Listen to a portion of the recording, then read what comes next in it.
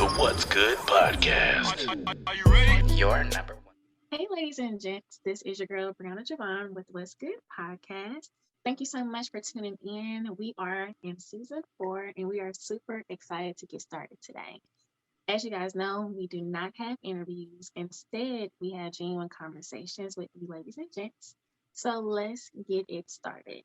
Today, we have an amazing, fabulous guest. Her name is Alisa Harrison. How are you?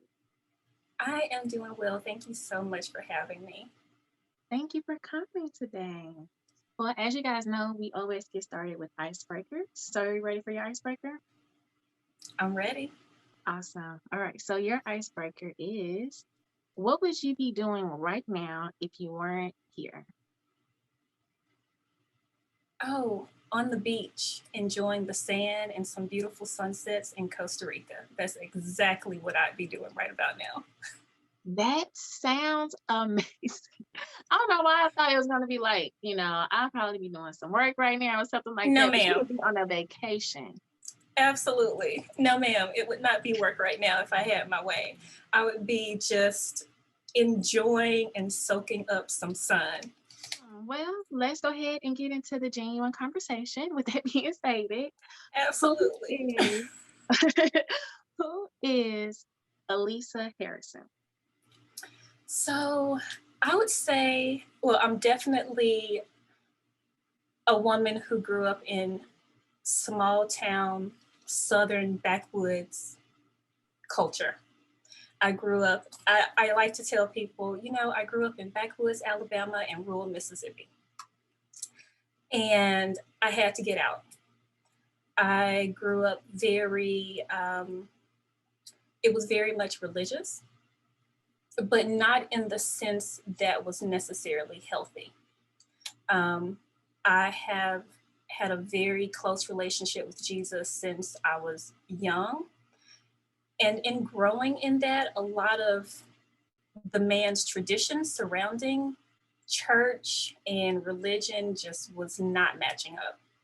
So as soon as I graduated high school, I left. I went to school in Tennessee. As soon as I was done, I moved to Dallas. So I've been here for almost 20 years. And so that's a little bit of background, but I will say that I had big dreams because what I saw growing up wasn't, and it's no diss to anybody who's still there. It just was not for me. I'm all about uplifting each other, whether it's family, the community, and there are just certain mindsets on where I grew up specifically in those areas where people just walk around with a sense of hopelessness. And unfortunately, I experienced sexual assault at a very young age. I was that stereotypical latchkey kid back then because I'm a Gen Xer.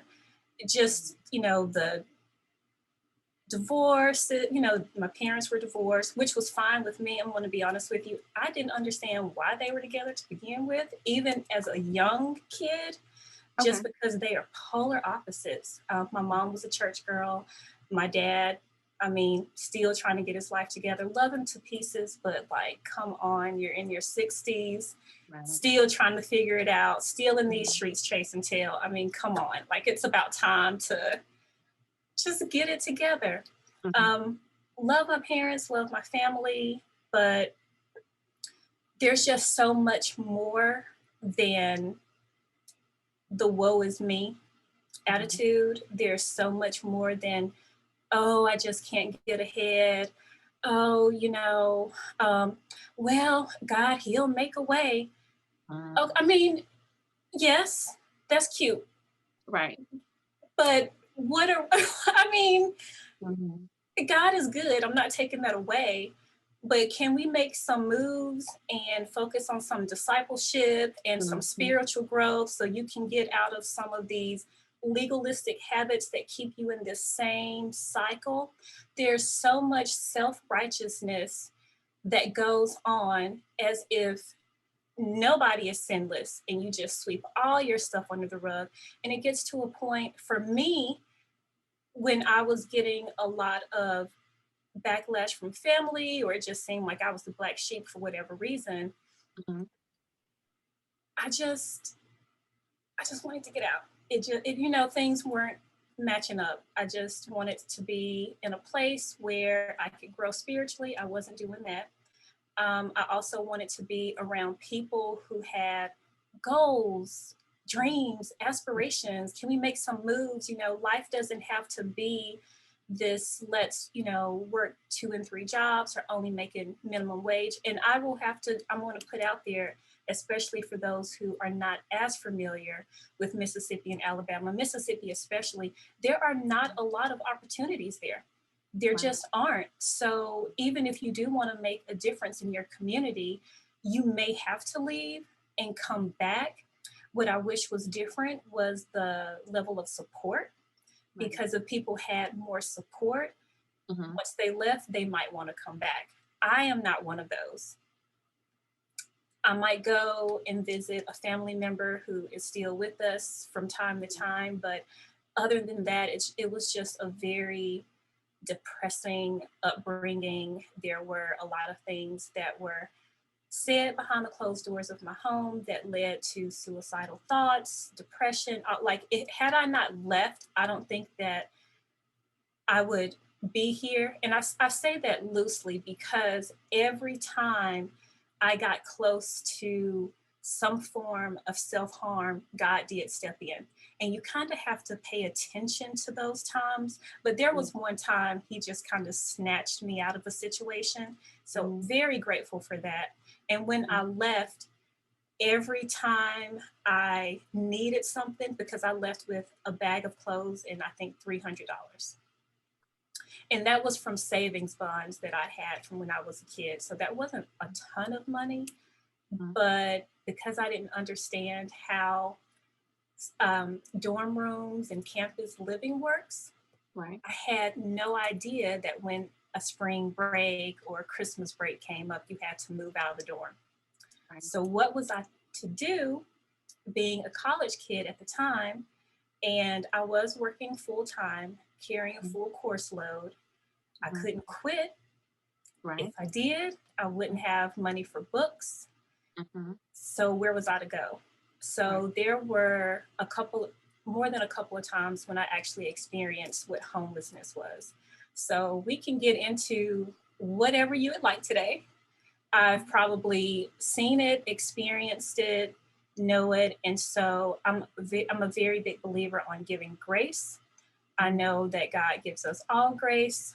And that's something that I try to work on, but also just being a big supporter of people when they're going through it and not turning your nose up. And I think maybe because I've experienced that from so many people who are relatives, that just kind of touched my heart in such a way that whether it was with therapy or just spiritual growth, I kind of had to get to a place where I loved me, built some confidence.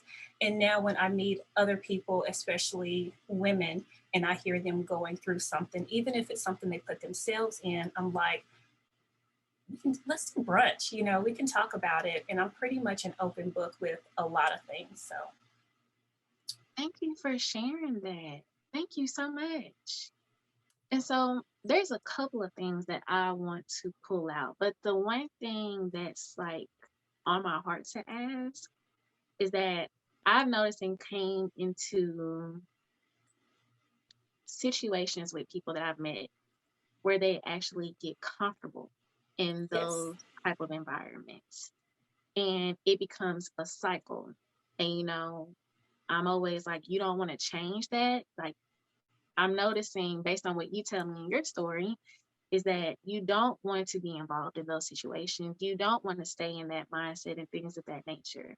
So my question to you is, what gave you that switch in that light bulb for one to say, I don't want to be here, right? Because you can have those thoughts. But part two of that question is, you actually made an action plan and you implemented it, right? So I want to know, one, where the switch came from and what that looked like, and then what was the process to make that change for yourself? Sure. For me, and I don't know if this is going to sound cliche for anyone, but I honestly just stepped out on faith. Mhm. And just to give a little tidbit of what was going on at the time, every time I came home, I was crying. I felt bad about myself because I was living with a parent who was constantly putting me down. There were things said like, had I not had you, my life would have looked different, things like that. And it really hurts, especially coming from someone who is one of the first ones to walk through the church doors when they open. Mm, That kind of stuff is what wasn't matching up for me. mhm, But I will say I was blessed enough to have a grandmother and an uncle who were in my life. And they actually had most of the hand of raising me. So I got a chance to see what love really was. If there was some discipline, they showed discipline because I needed it and it was out of love. And it wasn't because they came home from work and they were upset about something. So I was their way to, you know, help them get their frustration out. It had gotten to a point, I think I mentioned earlier about the thoughts of just not wanting to be here. And I'm like, I know what the word says as far as who I am and how God sees me. right. I have to make some moves. I don't know how. And because of where I was spiritually at the time, I was a very big planner. I had a step A, B, C, but my very first step was signing up for the military. So I was actually headed to the Marine Corps to get out. I wanted to get out so bad. Mhm, And because of where I grew up in that small town, I mean, every military branch, they just hover. They flock to those high schools because you're living in poverty. They know that there are people who want to make something of their lives, somewhere to mhm, stay, some meals, some check. And yeah, so they kind of just vulture around, and I was just looking at other friends signing up. mhm, Not a lot of people were going to college. I was smart enough for it. I was mostly an A student with some B's here every once in a while. So it's not like I didn't have the academics to do anything else. right. But in my tunnel vision, Mhm, I'm like, how am I going to get to a college that's not in the state of Mississippi? Like, mhm, if I go to, and so in my thought process was, okay, I can go to school here. It'll be in state tuition. mhm, That means I'm going to do an internship here. Oh, that means I'm probably going to end up working some job, whether it's nice, good, bad, whatever, but it's mhm, still going to be here. mhm, And am I going to be brave enough later yeah. to leave? So I'm like, Mhm, you know what? So I had a conversation with God and I was like, this is what I'm going to do. Here is how He works. yeah. Girl, that's cute. That's real cute. You go into the Marine Corps, you're 5'4", and at the time I was like 92 or 93 pounds. Oh, yeah, you were smart. And And he was like, I'm gonna let you go through this. I was going through Mhm, the process, driving to Jackson, Mississippi, doing the physical. They found out I had scoliosis, which I didn't know. And the mhm, only reason that I didn't know is because the very top and the very bottom of my spine line up. So as I'm moving about and walking in the world, you can't tell, you know. mhm, But that was a huge concern. And they're yeah. like, well, we want to get you to come back for that to get checked. We need to make sure that, you can reach and run and do all these things. Okay, great. Came back. They're like, we could probably get you a pass for that. It looks like you will be fine. We'll just check in. I'm like, great. I get my little card. I can Mhm, now get on the Air Force Base in my hometown. I'm like, oh, I'm going to the military. I am getting out of Mississippi. And yeah. I will be honest, and I'm sorry if I offend any of our veterans or anyone who's currently in the military, but where my mind was, it wasn't about serving the country. It was about getting out of Mississippi. Right. And so, Everybody has their own reasons. They're just yeah, being honest. Uh-huh. absolutely. But then my next checkup comes up and they're like, oh, you're underweight. You're still underweight. And around this time, Thanksgiving was coming around. The recruiter said, listen, this is what we're going to do. We need you to go home, eat all the food, all the bread, and come back. But you have to be at, I believe they wanted me to be at, they were trying to get me to 100 pounds, but because of where I was, they were like, if you can get to 98, that'd be great. People don't understand some of us are on the opposite end of the spectrum, and it's not, oh, let me eat all this food and I'll gain weight, let me eat all the desserts and all the carbs. It's a metabolism thing. Yes. So I go back and they're like, can you drink a gallon of water before you step on the scale? I mean, I can do my best. Did I meet the weight? I didn't. I still came in underweight. Even to this day, I'm in my 40s and I'm still not 100 pounds. I finally hit 98 consistently, but I just can't get those extra 2 pounds. So they were going through their situation and they're like, oh, we'll just put you on double rations when you get to boot camp. We want to try to roll. We just want to do what we can do to get you in. We're going to get you in. And they were so excited. So I was excited because I'm like, yes, I don't have to worry about college loans or any of this other stuff I'm not really familiar with. Mm-hmm. Fast forward to the next semester, I go to the recruiter's office to sign some paperwork. An Air Force Base recruiter comes in and they're like, hey, I know who you are, but your test scores are way too high for the Marine Corps. I want to talk to you because what we have for you over here in the Air Force is going to be this and it's going to be that and all of these things. For me, time was running out. Right. We're getting up on May, like graduation is right around the corner. And then I literally saw recruiters from both branches get out they had an all-out physical fight. And I'm like, you know what? If this is what it is, so it didn't happen. I graduated. Mm-hmm. Actually, right before I graduated, I filled out a college application to one school. It was not in Mississippi. It was in Memphis. It was Memphis State at the time, which is now the University of Memphis. And I got in, which I knew I would because my academics were where they wanted to be. And I'm like, you know what? It's not where I would have preferred, which was Spelman.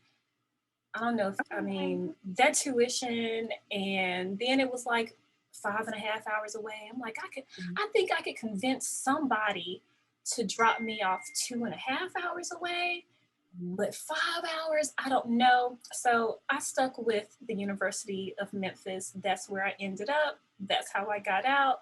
I was like, God, just be with me, just like you corrected that whole, oh, I'm going to the Marine Corps situation. If I'm on the wrong track again, you will put me on a different track. And so that is what he's been doing throughout life. Mm-hmm.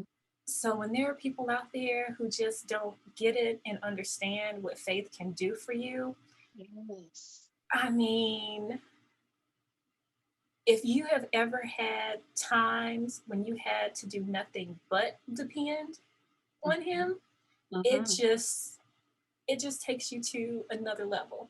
But I will say you have to continue to stay in the word, grow, get knowledge, understanding, and wisdom to stay in that place. But that's just a little bit about how early life got started. But going back to what you said, there are a lot of people who get stuck in a particular mentality. And I honestly think from my experience, part of that has to do with the people who are surrounding you. Right. Because if no one is surrounding you who's encouraging you and lifting you up, and if for whatever reason you don't have that, let me step out on faith, I don't need to know every little detail about how it's going to work out. If you don't have that, you will be stuck. because what was happening for me was, and it was all family.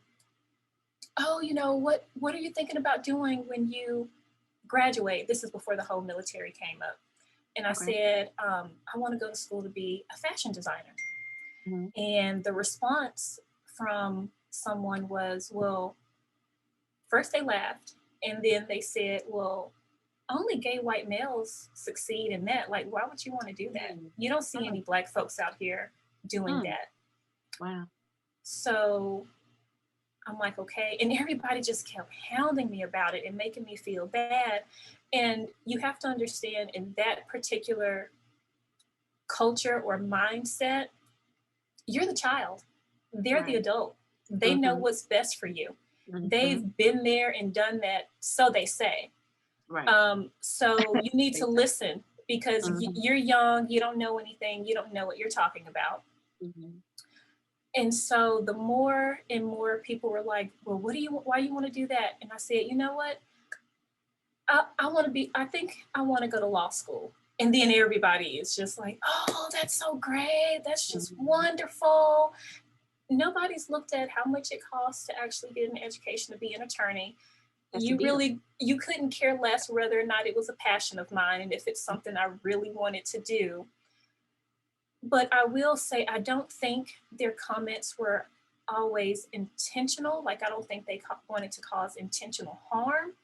But stuff like that, it's painful, especially when you put your heart out there and you're like, this is what I want to do.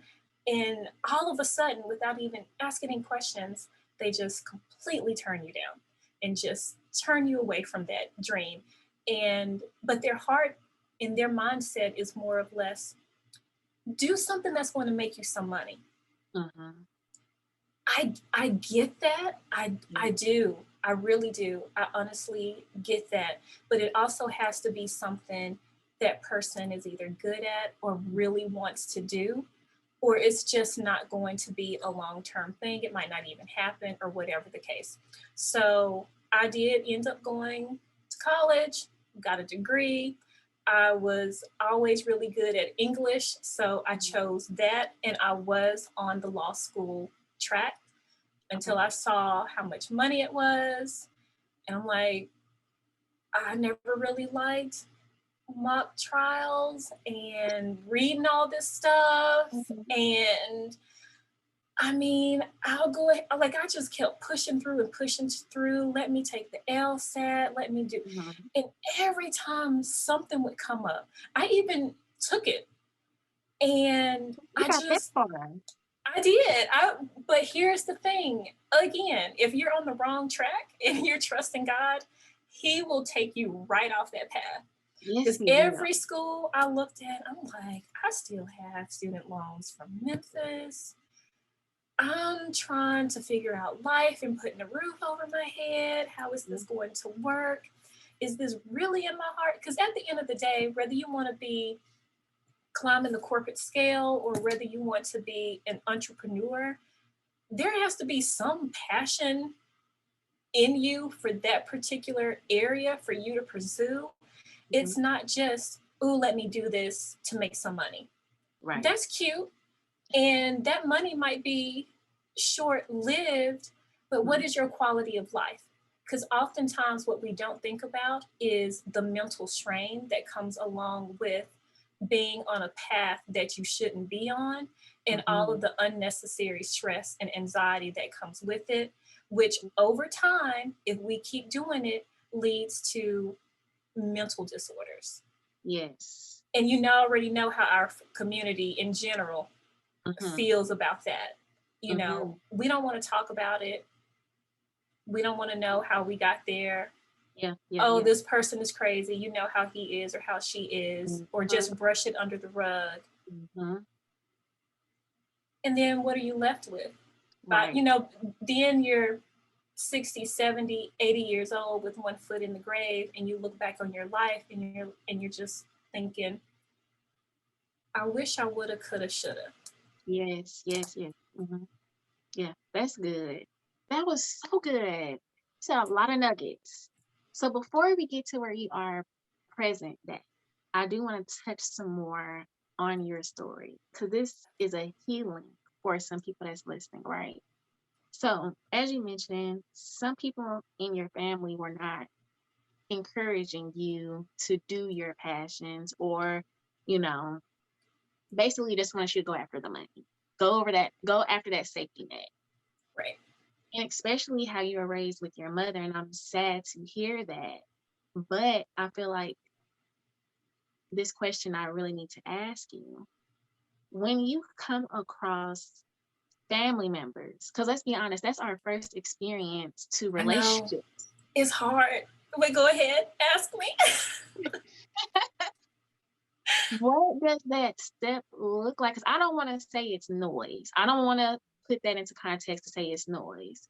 But what do you do when those interactions from the relationships of your family members that tell you one thing, but God in your heart and the Holy Spirit is telling you something else, right? Right. How do you stay away from the distraction of listening to that and the healing of that? Because that hurts. It does. That It's hurts very painful. for you to have this dream and I want to do this, I want to get out, I want to just make it happen and not get that support.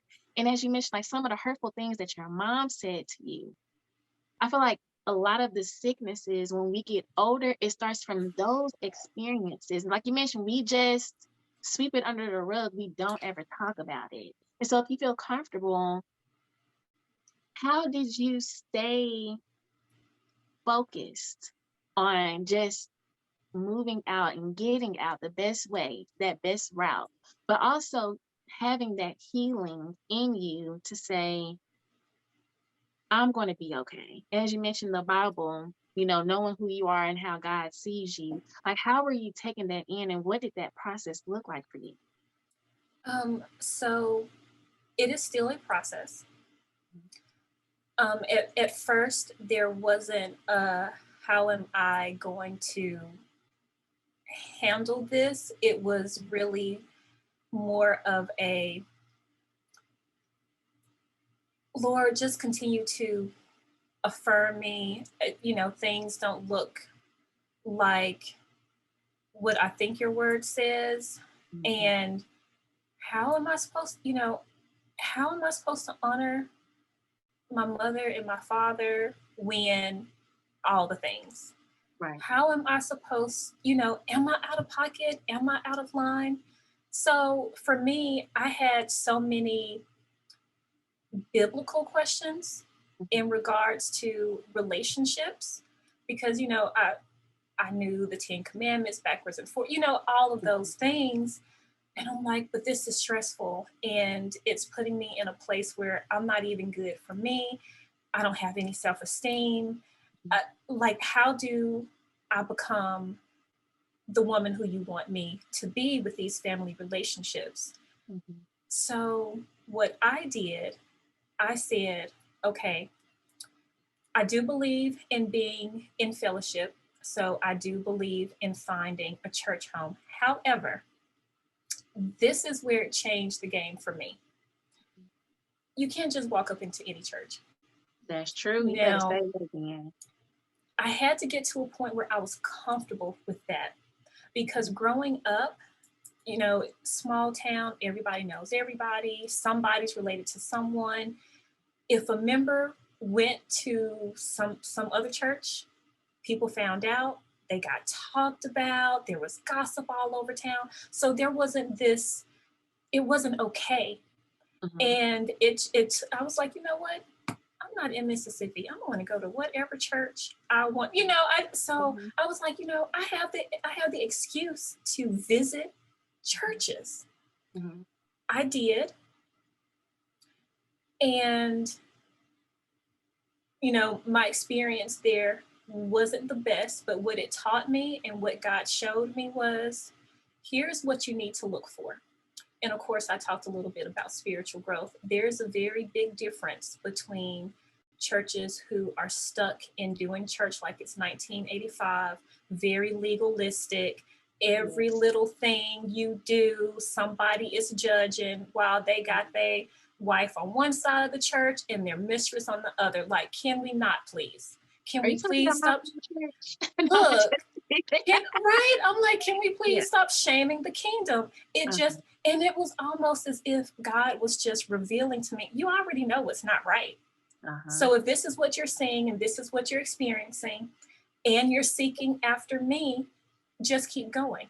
So I had to relearn some things that I thought I knew from a biblical and spiritual standpoint, because I did grow up at a church where if you pulled anything out that wasn't the King James Version, oh my goodness, what is going to happen to you for all of eternity? You know, I mean, but it was that deep and that serious. And for a lot of people, that is so ingrained, and you're constantly living in fear. And they don't understand it's not the fear of the Lord. It is the fear of what somebody mama gonna say. Or such and such cousin who sits on the back pew, or what the community is going to say. And you need to realize that at the end of the day, you're not standing up in front of any of those when your life on this side of heaven ends and you pass on to the next. Like, you're not standing up in front of them. Right. So for me, I started with Holy Spirit, just teach me. And I will say, as you start that journey, a lot of life is going to happen. For anyone who's listening, who's not a believer and who's curious about having faith in Jesus Christ and you don't get it, or whatever the case may be, I'm telling you that this foundation that we're talking about will just pull you out of some things. However, it doesn't mean that life is going to be easy. As a matter of fact, in order for you to get stronger, you're going to experience a lot of hardship. So on that spiritual journey of just relearning, and I shouldn't say relearning or unlearning, what I was doing was doing away with a lot of man's tradition. Is stuff that didn't have anything to do with the death and resurrection. I'm sorry to interject. I don't want people to think, when you say man, patriarchy, I want you to be clear that you're talking about like worldly views. Yes. Okay. Wait. Let's clarify. When I say like, man's tradition. Yes, like not okay. Let me be clear. Let me give you some examples. Yes, please. Okay. Because I don't want people to think one thing and you're meaning something else. I'm so glad that you pointed that out. So I'll give you an example. I don't want you to think that you have to absolutely wear stockings and a slip to church under your dress with the black patent leather shoes in order to be accepted by God. I would hate for you to think that it's not okay for you to cut your hair because maybe God is not going to like that. That's what I mean by man's tradition. Traditional things that are in certain pockets of the church that are taught, that people hold on to because they are believing a works-based faith. They think that if I don't do these things, then I don't have salvation. I'm not going to get in. God doesn't love me. I have to do, or don't in order to get and keep my salvation. That's the kind of stuff that I'm talking about. And whether or not you have pantyhose on, I don't even know if you can. Actually, I do know you can still buy pantyhose today, because a friend of mine a couple of weekends ago, her mom is getting remarried, and her mom said, I need you to go out and buy pantyhose because you can't walk up in my church without pantyhose. So that's still a thing. So when I say man's tradition, I'm talking about things that don't have anything to do with your growth. In my 20s and early 30s, I started therapy. That was also part of the process. And as far as my mom goes, during that time, I wrote her an 8-page letter. I took some time. It wasn't mean. It wasn't, nasty or any of that. I just laid my heart out. This is how I felt. Wish our relationship was closer. All of these things. I received a call from her about 3 days later. And the call went something like, hey, yeah, I was out, mowing the lawn, had to go to the Kia dealership. And yeah, I got your letter. And later today, I'm probably going to be doing some laundry and da da da da da. And never talked about it. For me, that was my way of trying to start the conversation.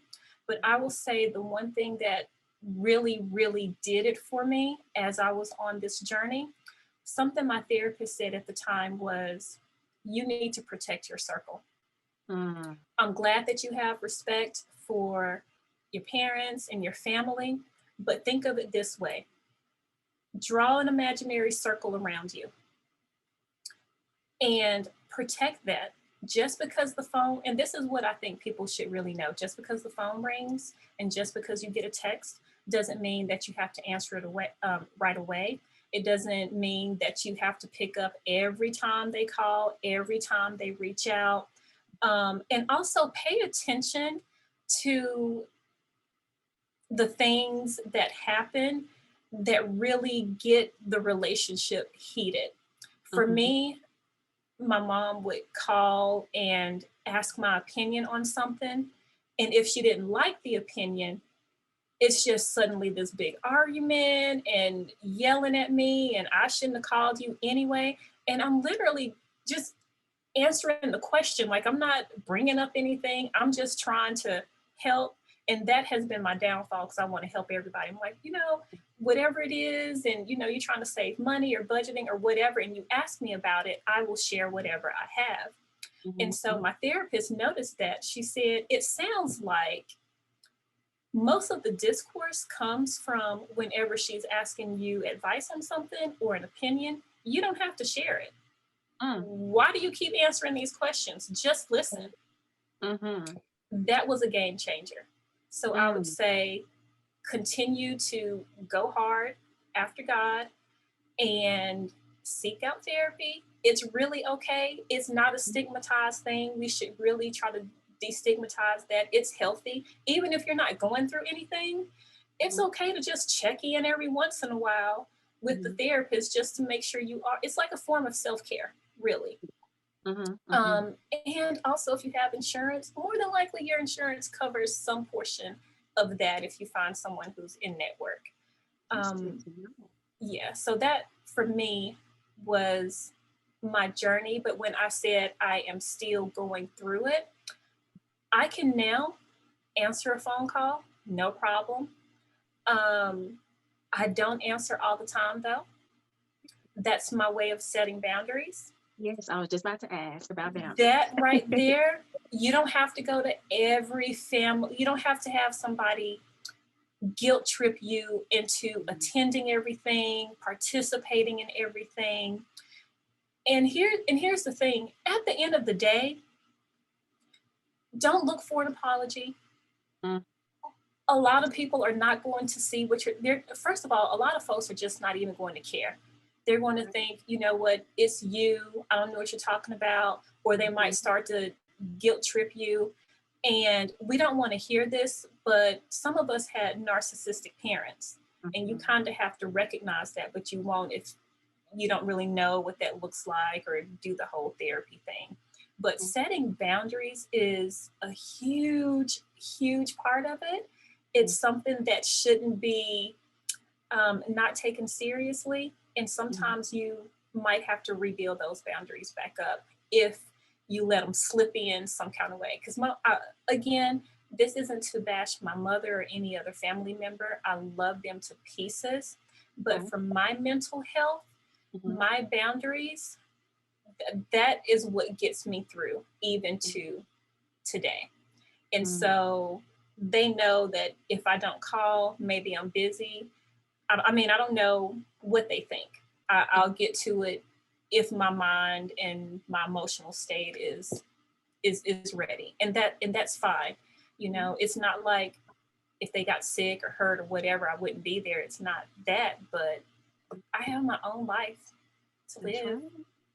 That's right. And That's I'm right. not good for anyone else if I'm Mhm. not good myself. That's right. Come on.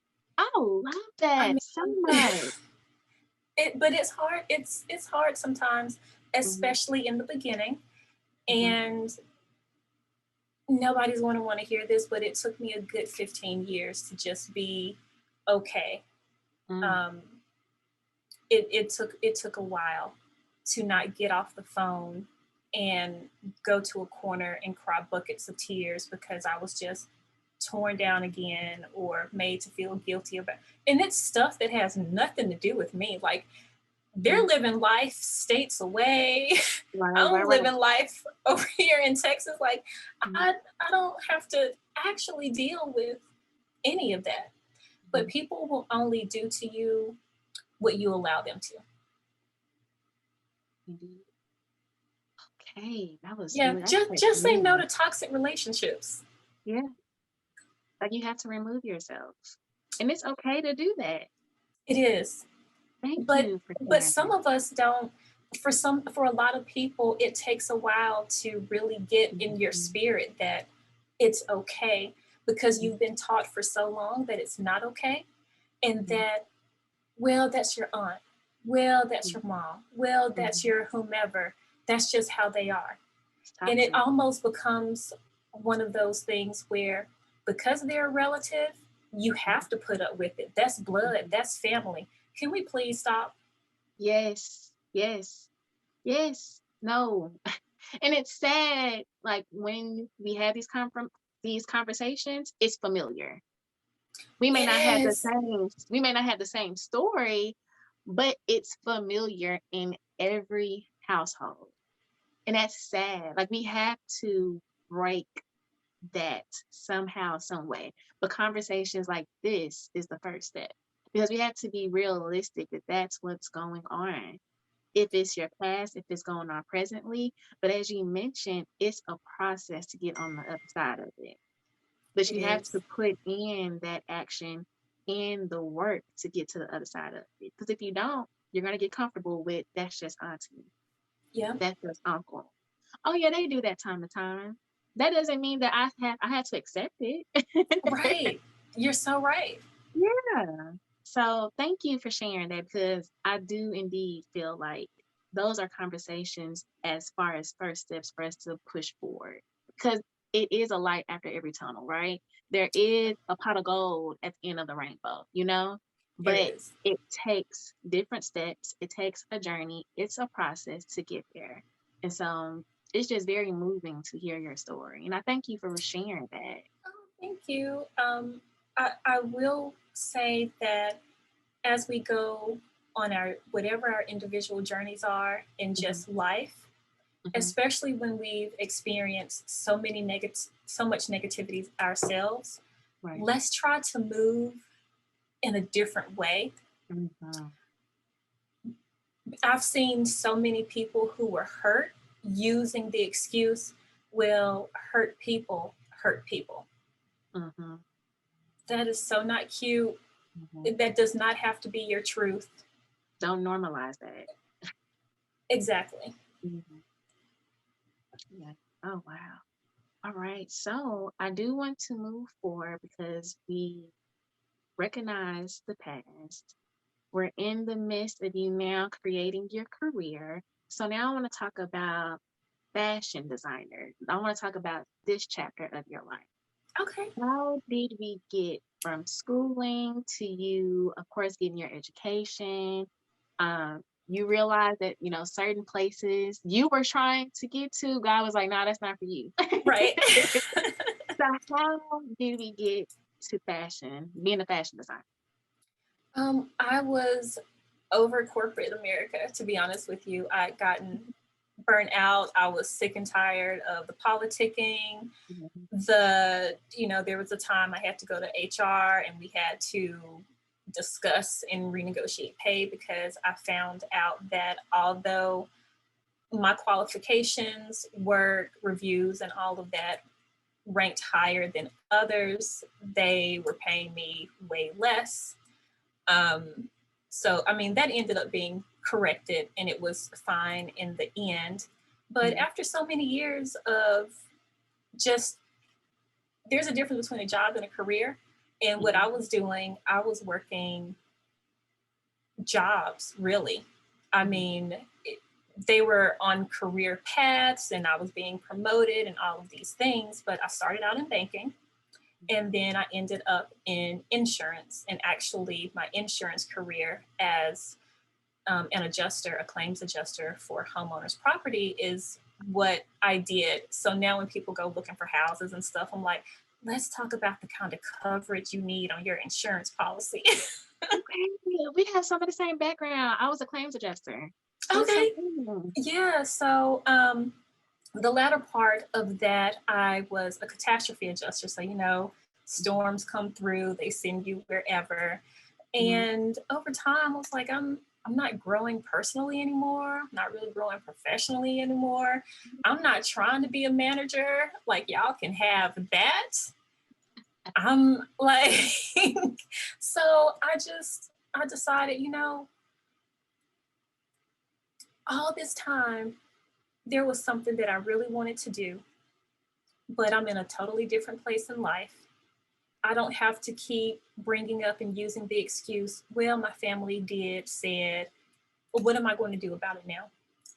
And my husband was really the one who was pushing me. He was like, you've been talking about this forever, like what you really wanted to do before you graduated high school. And at the time, we moved temporarily out of state to the Kansas City area, and I found a fashion program. And it was like in county tuition. I'm like, oh, this is nice. I can pay for this out of pocket. Let me just go over here and see what they're talking about. Let me just sign up for a class or two. I don't know if I'm trying to go back to school, but we'll see. I fell in love with it. I fell in love with it. And I think when people hear the term apparel designer, fashion designer, or just the realm of fashion, I feel like their mind automatically goes to New York Fashion Week and the Valentino and Gucci's of the world. That was never what I wanted to do, but nobody had ever asked me. So as I go through this program, I'm finding out about different career paths in the industry that I love, that I didn't even know existed. But I always wanted to have just small studio space, do some pieces, but I'm not trying to deal with the project runways and the whole, like, no, that's just not anything that I'm interested in. So I checked out that little cute degree in the classes, and it was amazing. It was absolutely amazing. Learned all the things.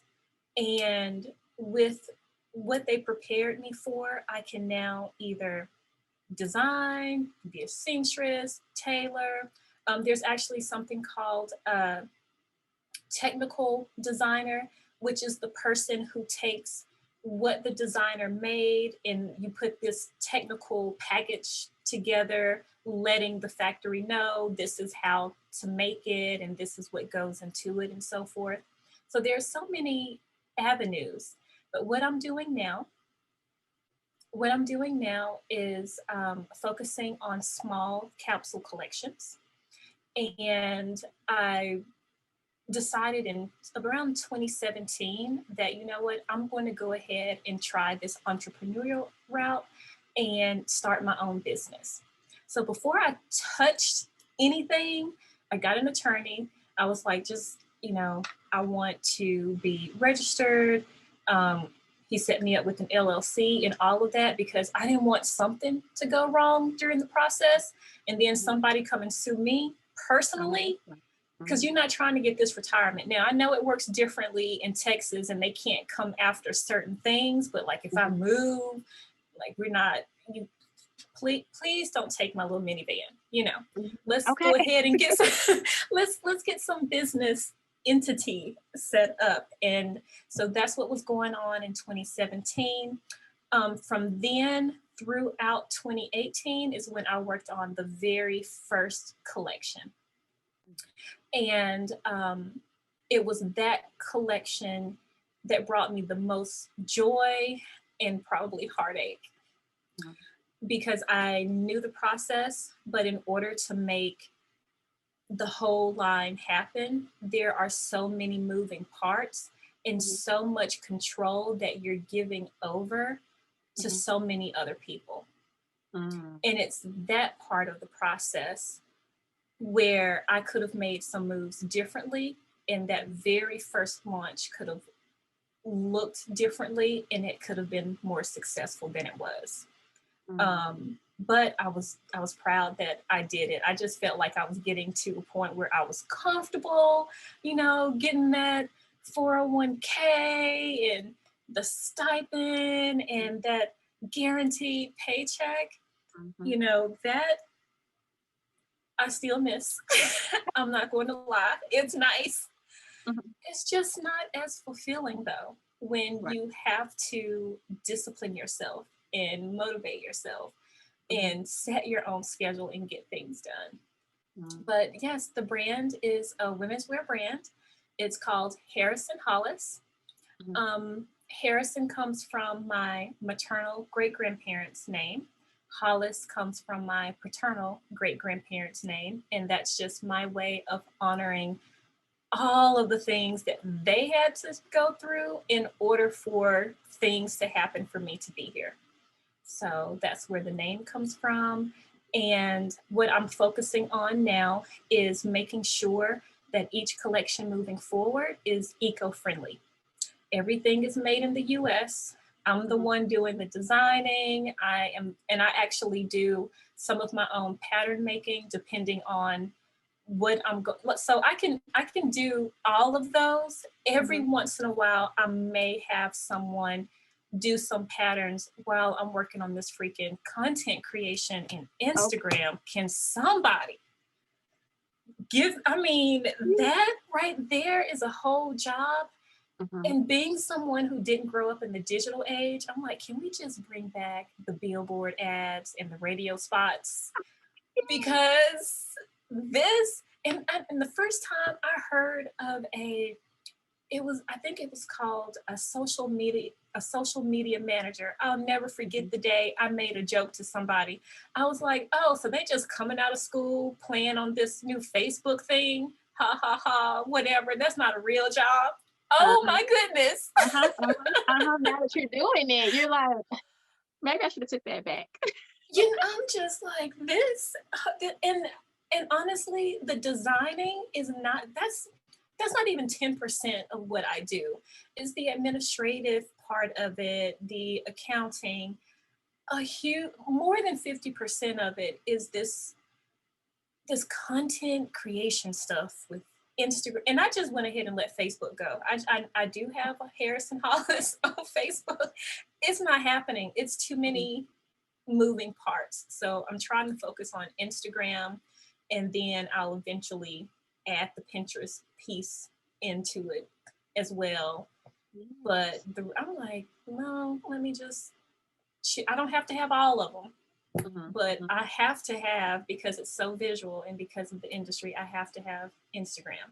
So anyone who's listening, you want to check it out, feel free to jump on Instagram and go to @shop Harrison Hollis and follow, sign up for the newsletter. I'm pretty transparent on the newsletter as well, as far, so everybody who signed up, they've seen the process of what it takes to get these new pieces to happen. So they've seen some fit sessions. They've seen, I'm just putting it all out there, but they have to have signed up for the newsletter. So I love that, because when I went to go visit your page, for one, I can't wait to talk about your clothes because the collections are just beautiful, right?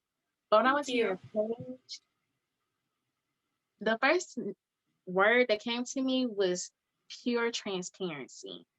I love your sustainability page so much.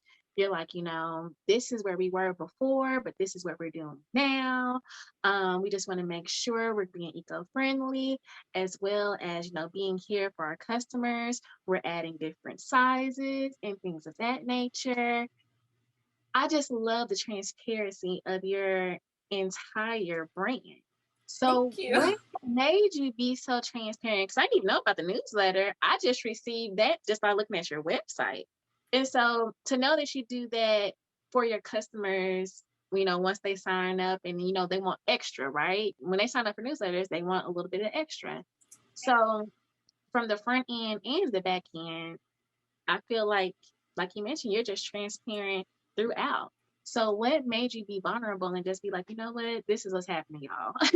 Right. Well, so I really wanted people to understand that, first of all, the fashion industry is so detrimental to the environment and to people.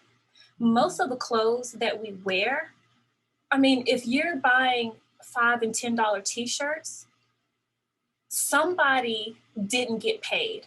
Someone went home and was not able to put food in their mouths or their kids' mouths. And if you look at the label and you see that it's made in XYZ country somewhere, especially if it wasn't the EU, the US, Canada, Australia, those, someone didn't get paid. And I'm probably going to hurt some people's feelings, but I'm not here for the Zora and the Zoras and the H&Ms of the world, the Forever 21s. Like, no, thank you. However, so the sustainability aspect is where I wanted to go. I wanted to make sure, okay, are people being paid when I go to have the production done? We have the designs, we have the patterns, everything is in place. Where are they working? What does that look like? Right. How can I make sure that they're being paid a fair wage? They're not being mistreated. They can go home and pay bills. I'm here in the US, and I honestly am here for anyone who can make a made in the USA product and sell it, because it is difficult. It is very expensive. However, for me, it was very important to keep it onshore and not offshore, because whether I go to California, whether I'm here in Texas or New York, wherever my factory is or factories are, I can always pop up and see what it is. I can tour it. There's not much of a time zone barrier. There aren't any of those things. And because of where you are, if something is going on with your work labor habits, we have laws in place for that. We can't just willy-nilly do any and everything. Now, if I go overseas to XYZ country, I'm dealing with time zone, I'm dealing with language barrier issues, customs, duties, all of the things. What kind of quality am I getting? Can I actually be there when it comes off the line? Just all of the stuff. So the people part, I was good, but the planet part is where I was lacking. So when you said you read the sustainability part, I just wanted people to know that, I had to make some changes. Yeah. And so now I'm focusing on making sure the textiles, which is the fabric that goes into making it, is actually something that's not considered bad for the environment. Because what people don't know is that the fashion industry is either the top, it keeps changing, so it depends on the statistics you look at, but it's in the top 5 industries as far as being one of the biggest polluting industries out there. Landfills do not break anything down. So if you threw some clothes out 30 years ago, they are still sitting there, just like your food. People don't realize those things. So the way a landfill works, it doesn't work the same way as a compost pile. Okay. A compost pile works and breaks things down because it has nitrogen, carbon, oxygen, some moist things. There's a particular environment that it's created, that it makes, that allows things to break down. A landfill, things don't break down. It can sit there for hundreds of years. And so because I know that if someone decides, you know what, I love this Harrison Hollis piece, I've had it for 10 years, but my look has changed or whatever, and they decide to, let's say, donate. A lot of people don't realize that only 20% of what you donate actually gets used. A lot of people don't know that. So, and I'm not saying don't donate to your local donation center. I just say be wise and know that if it's ripped, if it's torn, if you wouldn't be caught dead in it, they're probably just trashing it. Wow. 80% of that is going to end up in a third world country or in a landfill. Feel free to do your own research, look it up. Okay. Facts. No, I'm just saying for people who are listening, those are facts. And I don't think enough goes into considering our wardrobe because we're so used to fast fashion. We're like, this is trendy, this is cute, it was on sale. Girl, I got this for $15. Ooh, I have all the shoes in the world. Everybody wants to have Mariah Carey's closet. And that's fine. I'm just saying, be a little more conscious about it, be a little more intentional. Maybe consider quality over quantity. That's one of the reasons why I'm such a big believer in capsule wardrobes and capsule collections. Like, find your style. And you can have really nice pieces in your closet for a while. And if you are rotating out, think of having a swap party with your friends or going to, go to a women's shelter, or there are just so many different avenues.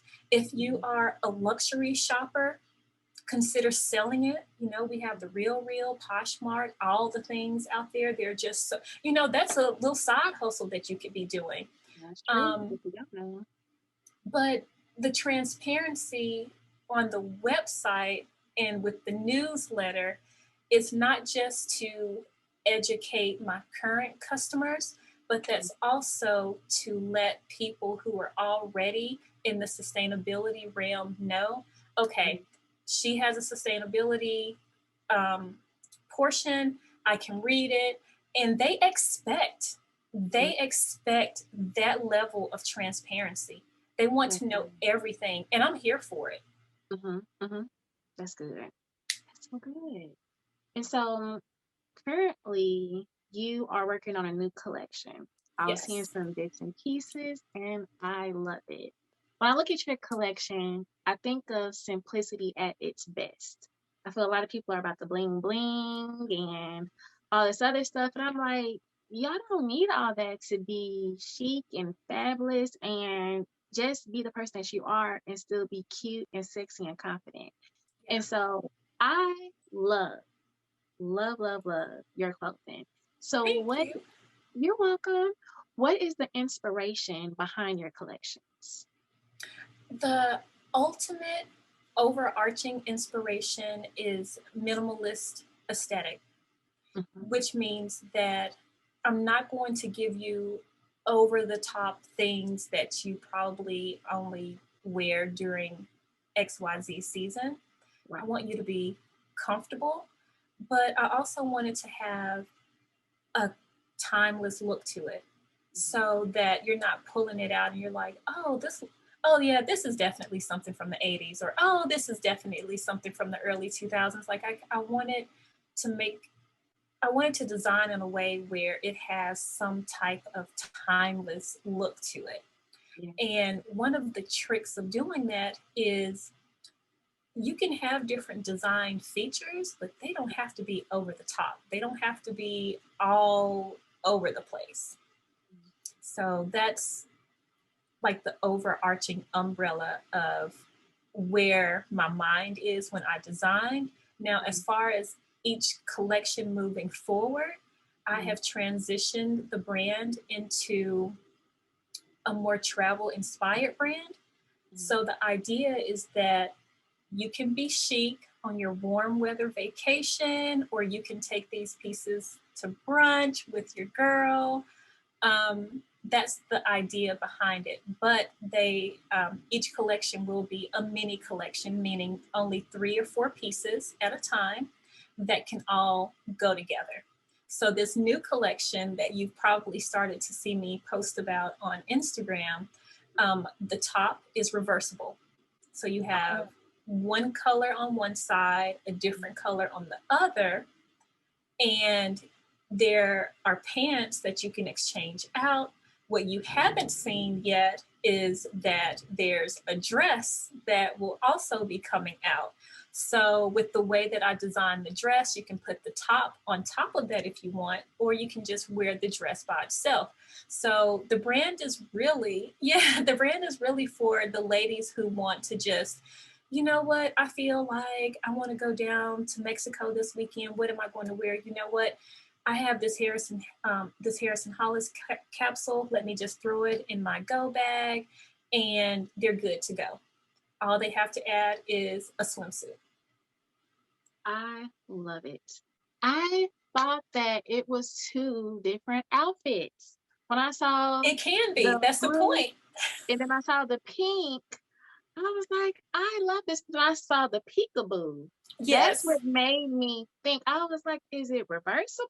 But I'm glad you confirmed. Yes. Because when I saw that peekaboo, I was like, let me find out that it's reversible. I love that idea because for people that's not into fashion, they wouldn't have known that. They probably would have thought that's a whole different outfit. Now, see, if they were on the newsletter, they would have known a long time ago. Okay, I'm just throwing it out there because I don't do spam. I'm just throwing it out there because I know people are like, oh, I don't want to sign up for anything. I don't want to join anything, my inbox and all of this. But I really do my best to provide exclusive content that people in the newsletter get first. So you're just now seeing the IG pictures. They've seen them. They've been waiting. They've seen them months ago. Yeah. So, okay, with that being stated, how long is the preparation for the collection? Year, two, breaks? A collection can take anywhere from 9 months to a year. Okay. You can try to get it done within 6 months, but it also depends on, well, what type of designer are you? Okay. And what I mean by that is an independent designer and your like luxury brands that you typically see on the runway may work differently. So you will have some independent designers who will follow the normal fashion calendar, and they will do the spring summer collection, autumn winter collection, maybe a resort collection. I'm not that type of independent designer because I'm so into the sustainability aspect. I'm very much against constantly pumping stuff out. Okay. That's more labor and material that has to be used. I'm not even going to get into like all of the carbon emissions and blah, blah, blah. We don't even got time for that, but that's a conversation for another time. But, you know, I just don't. So I'm actually considered a slow fashion house, meaning that every once in a while you will get something new. But just because it's considered spring, summer 2022 time doesn't mean that I'm going to have something out just for spring, summer, and something just for autumn, winter. First of all, it's a lot to keep up with because if I was to do that, I need to be producing autumn, winter next year right now. Makes sense. That's, you know, and also I'm not doing wholesale right now. It's me going directly to my customer, you know. So I was very strategic about how I wanted to do this. I had to consider my lifestyle. I don't believe there's actually a thing called work-life balance. It's all life. So what do you want that to look like? And I know you can see the background, my little office / studio space that I work in, but I work from home. So I do as much as I can from here, which was such a good thing when the pandemic hit. I don't know how anyone who had a small studio that they were renting survived last year, if they had to depend on people to come into a physical location. So I do all e-commerce. Thank you. So there's one method that you use, and I thought it was very smart. The pre-order method. So Yes, basically, if you don't purchase it before we launch, you don't get it. exactly. So, what made you go this route? And of course, if you want to explain a little bit better than I did, because this is your method, right? No, But that's actually a really great way of explaining it. okay. So, a lot of us now so there are different categories of the fashion industry. The more eco-friendly and sustainability becomes a topic, it's not just a hot topic. There are a lot of people who really stand behind what needs to be done for climate change and how we can be better humans for the earth that God gave us. So the pre-sale will help in two ways. For me as a business owner, it gives me the funds that I need to have that produced. Before I transitioned into that model, I paid everything up front, trying to predict what I thought would sell. Mhm. If your predictions are wrong, there's a possibility that you could produce too much and you could just be sitting on that inventory, and then that's a loss. The other that's one aspect. The other thing is, for the customer, they already know what they're getting. They already know, okay, this size is not about to be gone because I ordered exactly what I wanted in the size that I wanted. So for them, they already know what they're getting. So the pre-sale is really, hey y'all, here's what's coming up. What do you think? Are you into it? And then, of course, like I said, for the business side, I don't have to worry about excessive inventory. And that excessive inventory is actually something that a customer who's into being eco-friendly cares about as well. Because because if they're into that kind of thing, they already have this whole mindset of what they want the brands that they purchase from to be doing and not to be doing. And if Okay. you're sitting on excessive inventory, then what that means is you bought fabric that you didn't need to buy. So there was some work that went into that. So not only did you waste materials that are just going to sit there, if you can't get rid of those materials, more than likely it's going to end up in the landfill. We had that conversation earlier, and Right. that's just something that I'm not into and they're not either.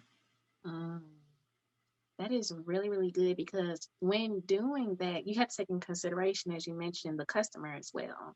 Yeah. So that's really awesome. So my customer base has changed from when I originally launched. My customer base now is very, very niche. And so, is that due to a lot of researching that you found out, or it's just at this point you just saw the difference? How did you figure out as far as like who is your customer base? Well, so in the beginning, I was telling you about the people part and the planet part. Mhm. And I was really discouraged in the beginning because the planet part of it really does a huge part of that has to do with the materials you're using and how those materials are made and what they are made from. So in the sustainable realm of things, we're looking at natural materials or things that are made from nature, whether it is organic cotton, not cotton people. I mean, that's natural, but it's not as great as organic. So we're looking at organic cotton. There is this fabric called cupro, which is made from the waste or linter of cotton, like as they're harvesting the cotton, there are like these little pieces that fall off. And anyway, that's the thing. And there are some, you know, a lot of others, a lot of people know about linen. But for me, for starting out, I couldn't figure out who the sustainable fabric makers were. I mean, I came across a handful, and what they had to offer just wasn't, it wasn't doing it for the look I was going for. And that's why I was discouraged, I'm going to be honest. And then I was like, well, it'll be okay. Well, in the end, it really wasn't okay, because that wasn't the vision to start with. And so when the pandemic hit last year, it made me sit down and be still, right, reevaluate everything, and get to a place of what exactly is this business going to look like? What does your brand represent? And what is the mission and the statement behind it? I already knew what I wanted it to be, but I had to be around people and a network that would help me get there.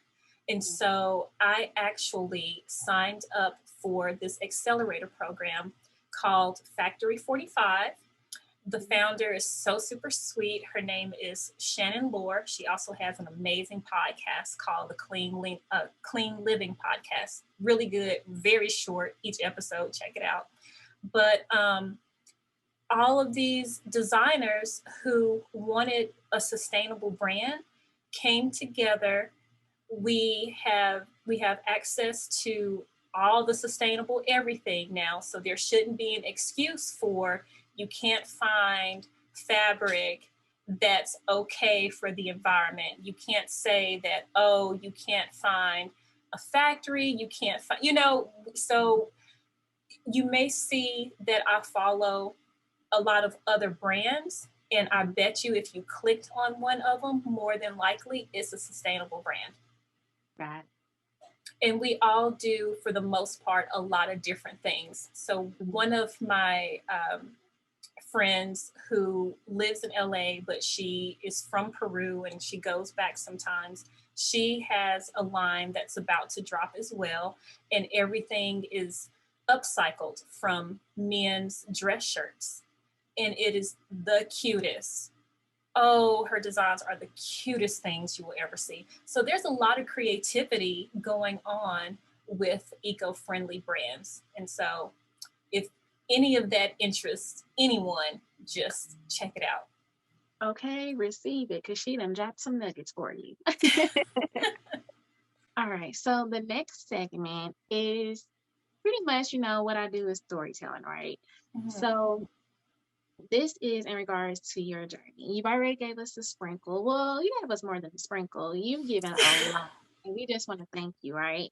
So with the next segment, give us a high if this is in regards to, like you mentioned, work, life, personal. It's all about your life experience, right?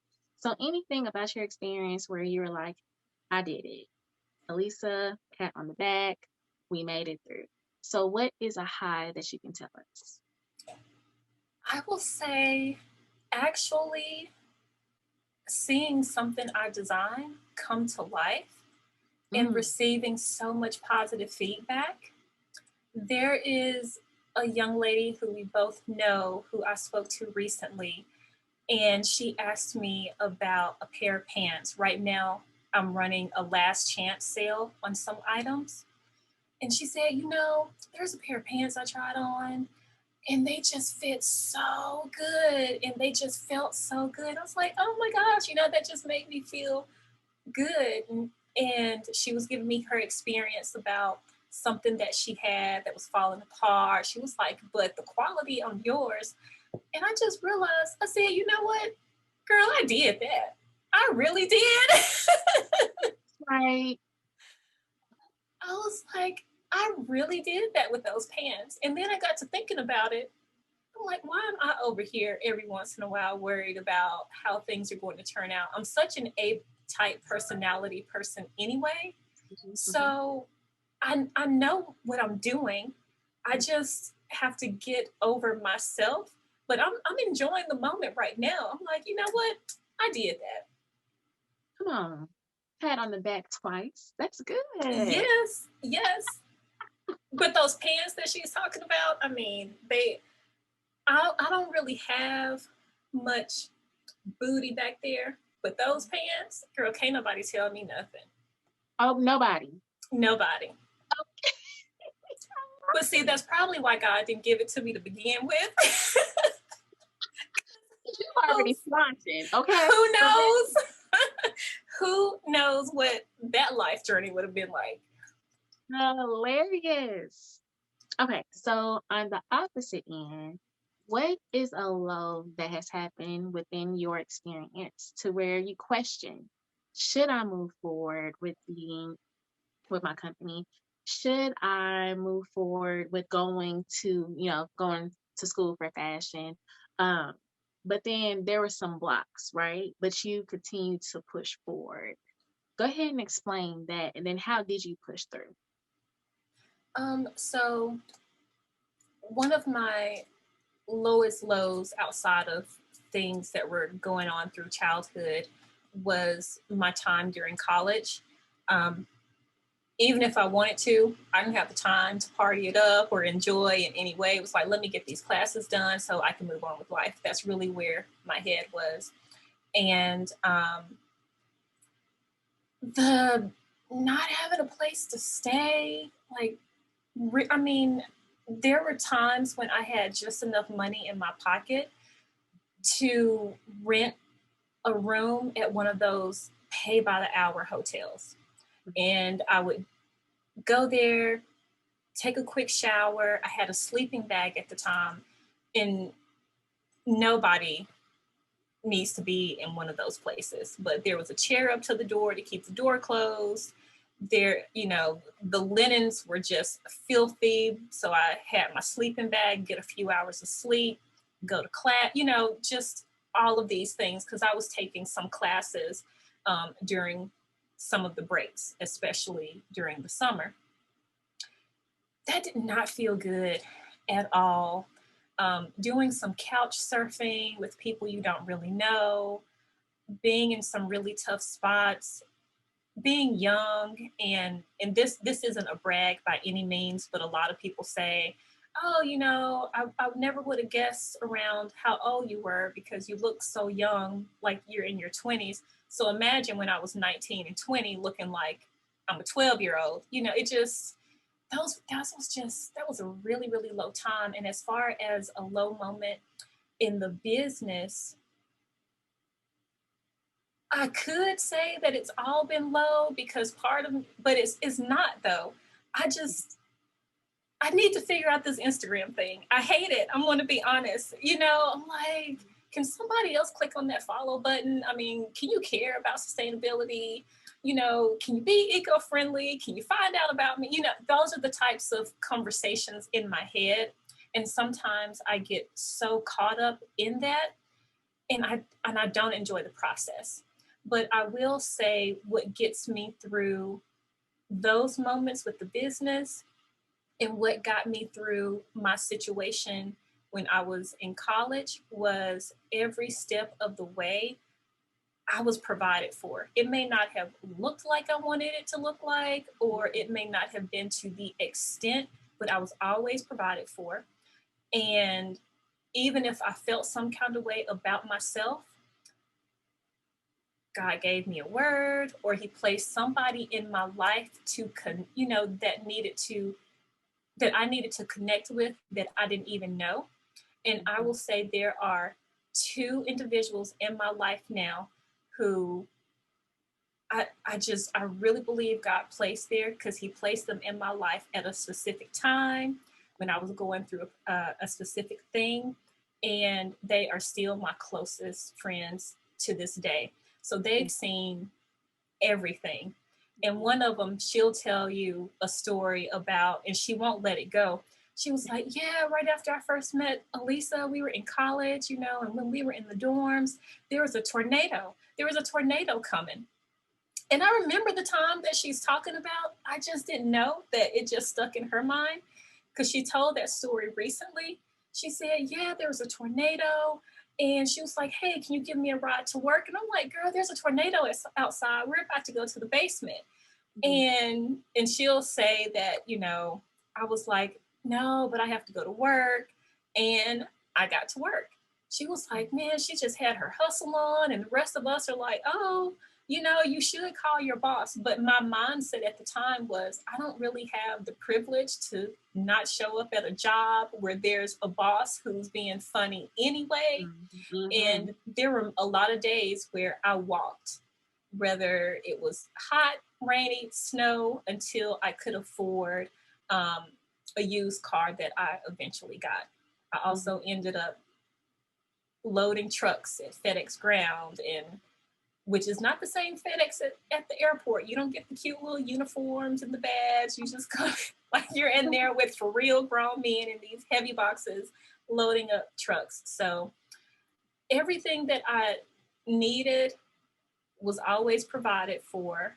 And if somebody needed to be placed in my life to help me along the way, God always put somebody there. So that's how I have pushed through.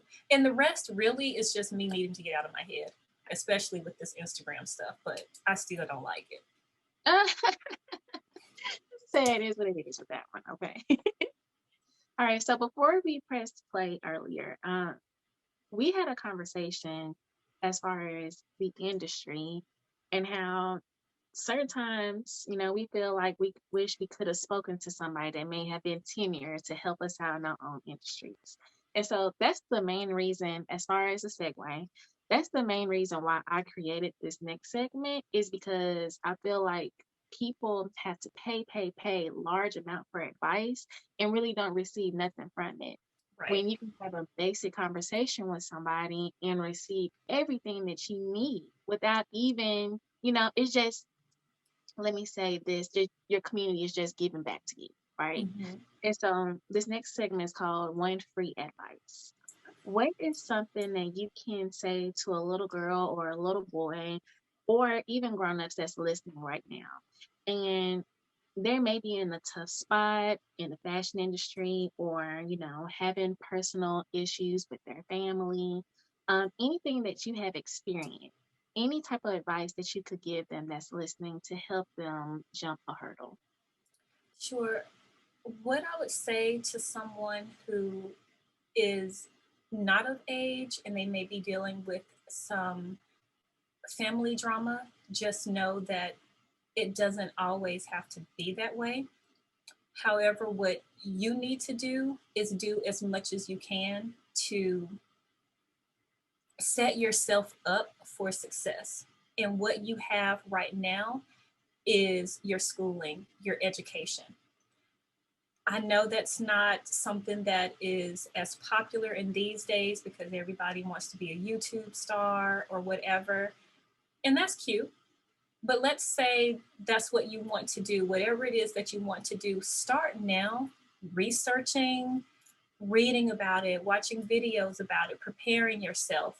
And, get to know some of your teachers or people outside of your home who you feel comfortable with, but maybe your family also feels comfortable with. Everybody loves a good teacher, right? And as you have questions, just start to ask questions. Use those free resources now, especially if you're in junior high or high school.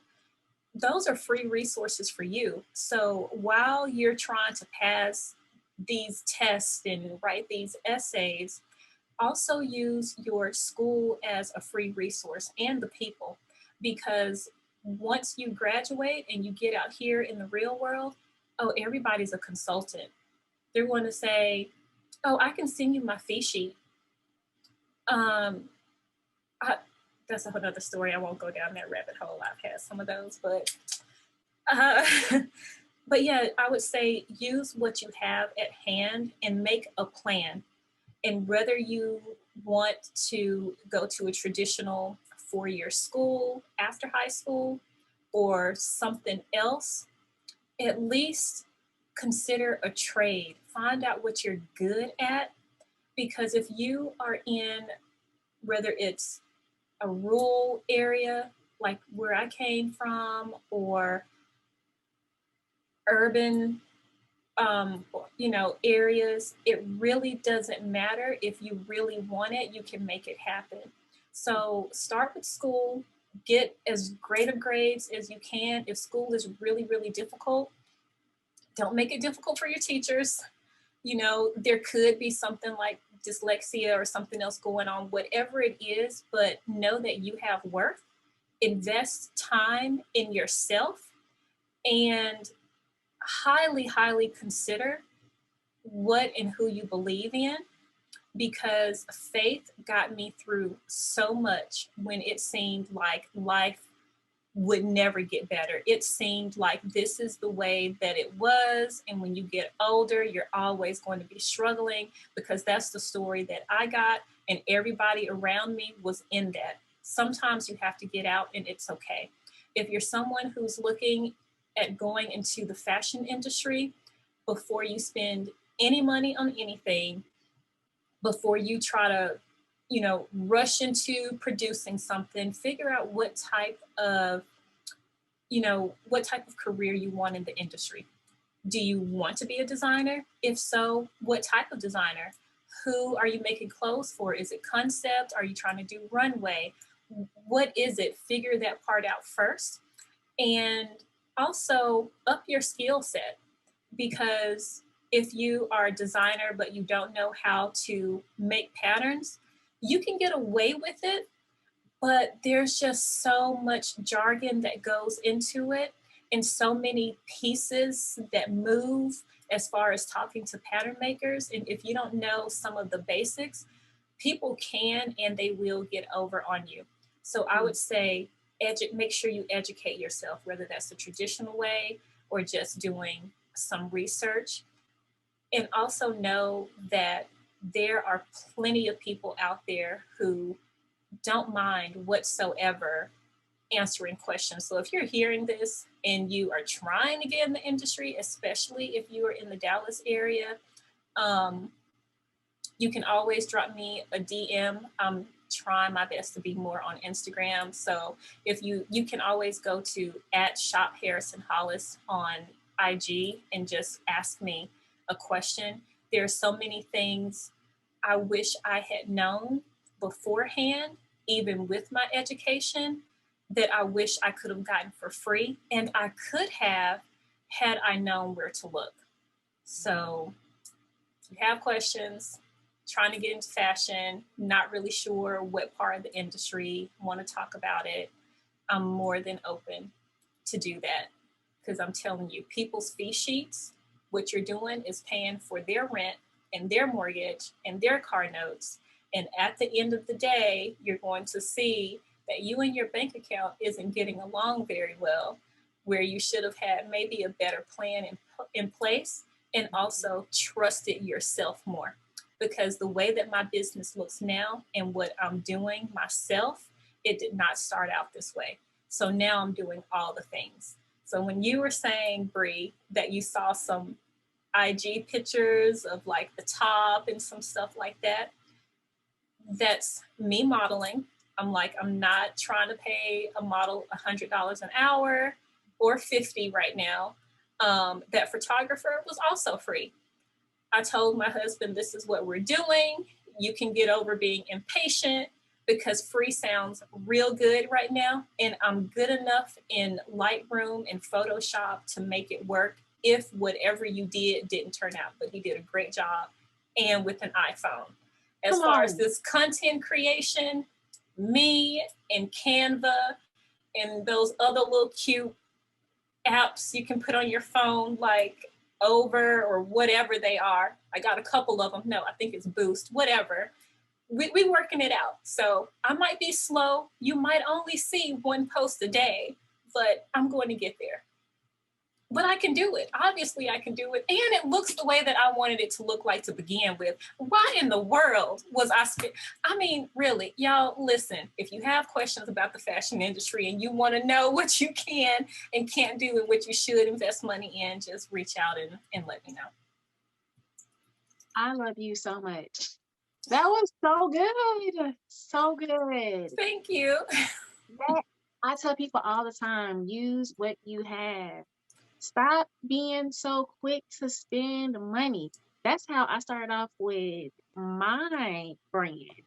I was like, you know, I want to be booming and banging. Right. I want to tell the people to do what they need to do so we can make this happen and I can look good.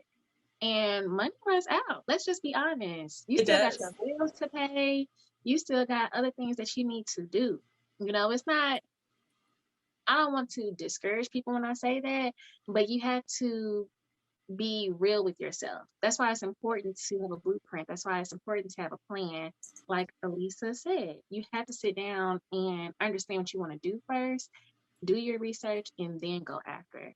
So if you have some free resources that's there for you and you know who to reach out to, you better reach out to them.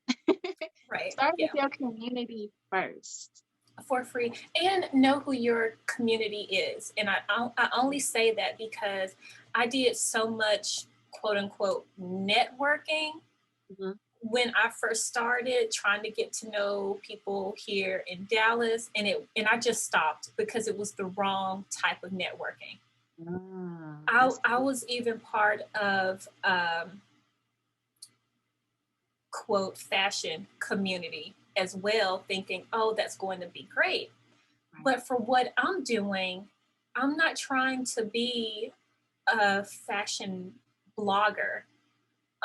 So that's not really helping me, and what they're interested in isn't the same type of fashion niche.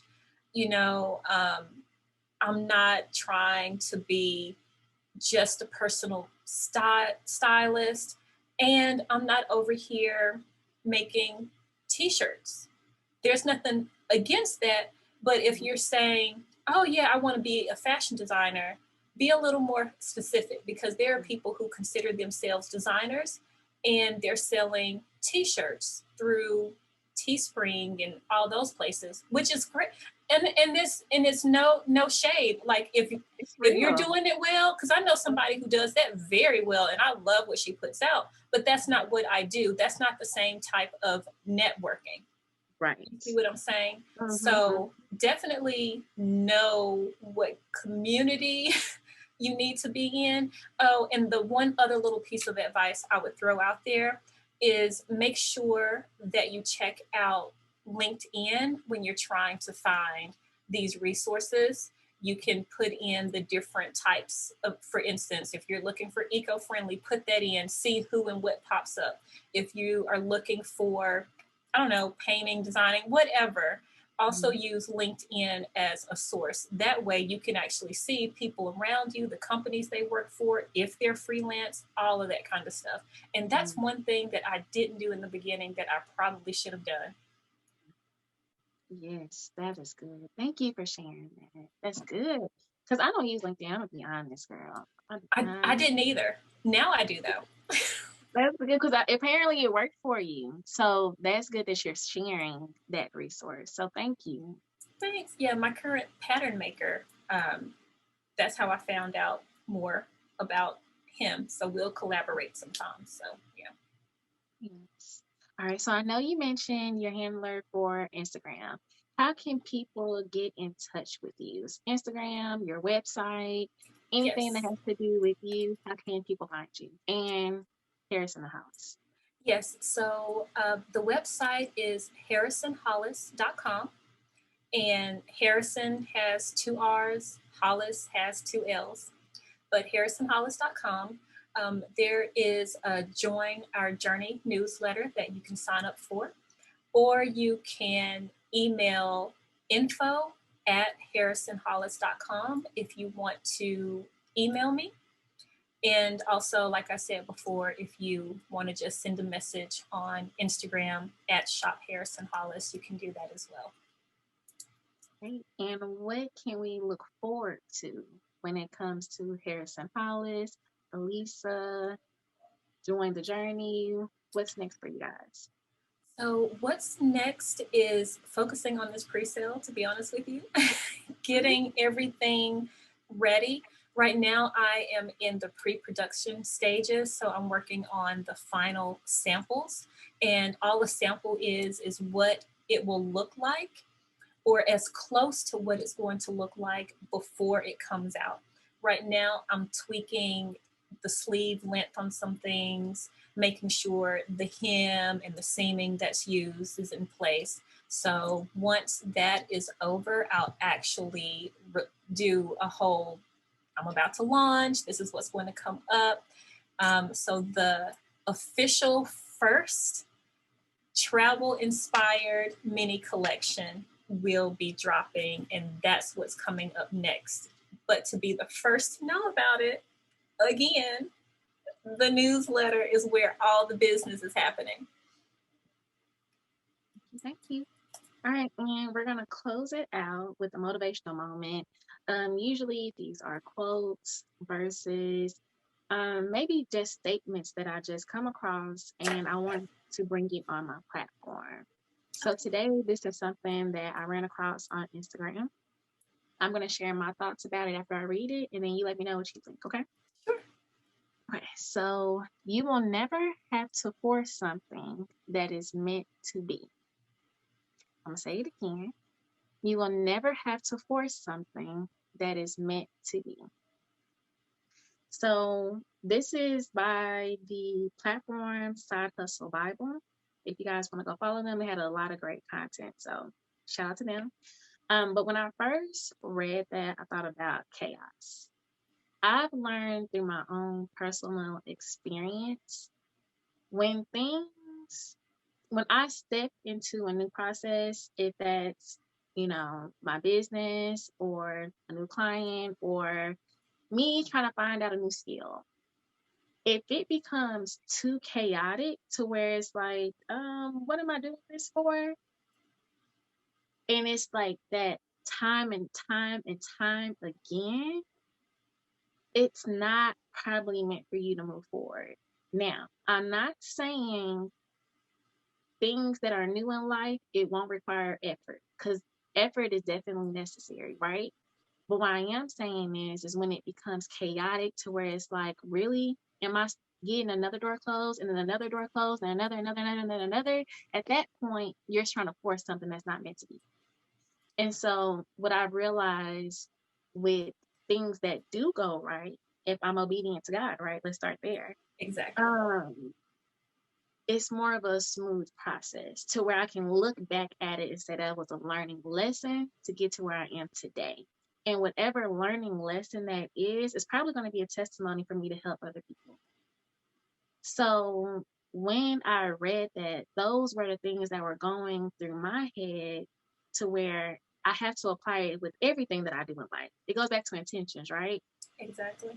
I have to recognize when things are not meant for me versus things where, okay, I do need to put effort into it versus me trying to talk my way out of it, right? You have to learn the balance of it. And you won't learn the balance if you don't get uncomfortable, because you have to move forward with things.